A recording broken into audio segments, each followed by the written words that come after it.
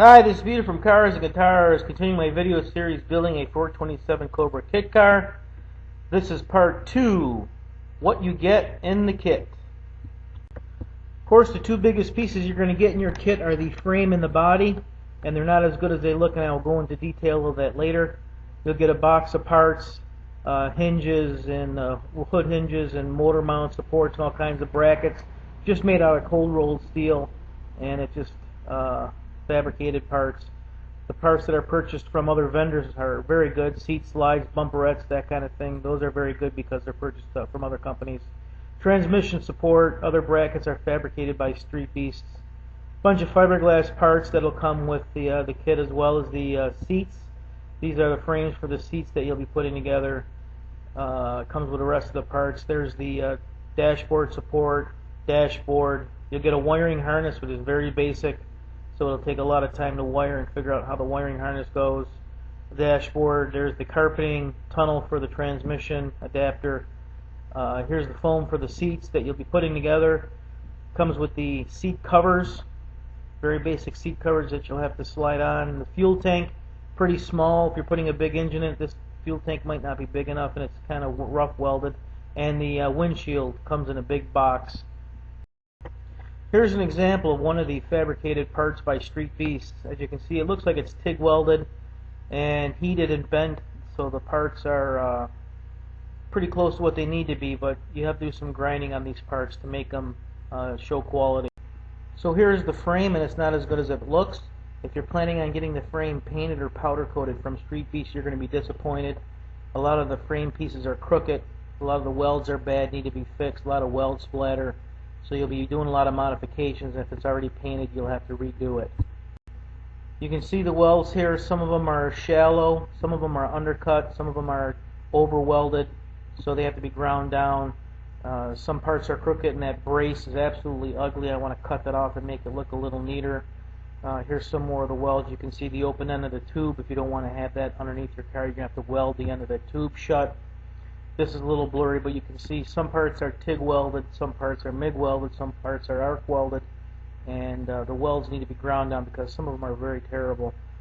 Here's tubes that don't fit square. You can see there's a cap welded on the end and it's not even, so that's got to be fixed. Some more welds that are just hideous because they're so large. They just need to be ground down so they don't look so big. Here's a cold weld. The bottom part just barely welded to the top part, so that's got to be re-welded. Someone who welded this was welding along too quick, and the weld is uneven. Even though you won't see it, it's still not a sound weld. And here are the braces on the side of the frame that need to be redone because I think they look ugly, and if someone looks under your car, you don't want them to see that. You can see here that the supports for the side pipes are not square, so those need to be cut off, made square, and put back so that they're nice and square to hold up the pipes. You can see the welds here again. Some of them are very shallow, very irregular, don't look very good at all. Here you go. Look at how shallow that weld is. Not very strong there, and all that weld splatter. That is going to look terrible if it's powder coated or painted, so I would again reconsider not having them do that. So here's the body, and it's not as good as it looks. I had to get a second hood because the first hood was pulled out of the mold too soon and it was warped, so I had to get another hood. Fortunately, I did get one. Here's an example around the headlight where the mold release pulled some of the gel coat off as it was being pulled out of the mold, so body work needs to be done there. Here's the front wheel well, again mold release, pulling it apart, and the wheel well is not round at all, so it's going to take some time and body work to make that round.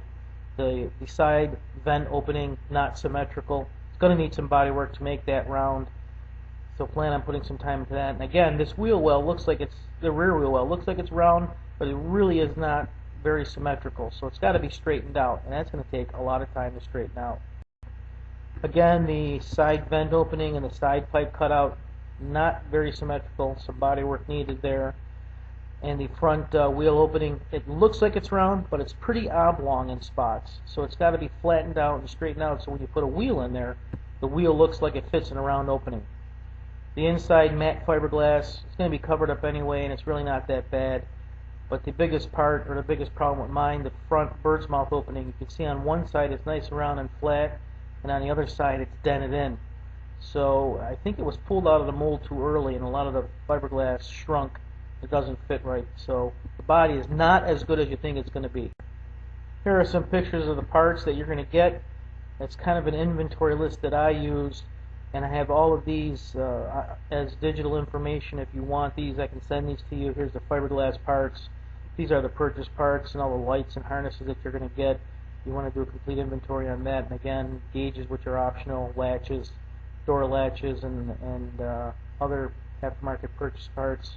Here's the carpeting and some of the slides and molding, wiring harness that you're going to get. Making sure that you got all the fiberglass pieces that they say they're going to send you. You want to check and check again, like I said before. And of course, all the metal pieces fabricated that they're going to send to you.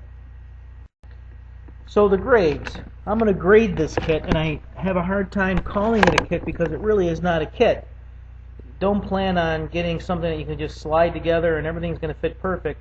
If you don't have any fabrication skills, if you have any bodywork skills, or if you don't have the ability to do the kind of work that's necessary to fix welds and fix body problems, you're probably not going to be satisfied with this kit because you're going to have to send the work out, and it's going to be very, very expensive. So I'll give you grades on each part of the kit. The frame I'm going to give a C- because it's not square. A lot of the parts are not square and do not fit right. They need to be cut off and rewelded. The welds I'm going to give a C because they're not too bad. The ones that you're not going to see aren't too bad, but the ones you're going to see are going to need to be reworked, especially the ones that are shallow and the ones that are undercut. You've got to be right if you want your vehicle to be strong. Parts that are fabricated by StreetBeasts, I'll give them a B because they're not too bad. Sure, they'll have to be cleaned up, ground down, and painted, but overall they're not too bad. The fit is mediocre. Aftermarket parts, the parts that they get from other manufacturers, are fantastic because they're not made by StreetBeasts.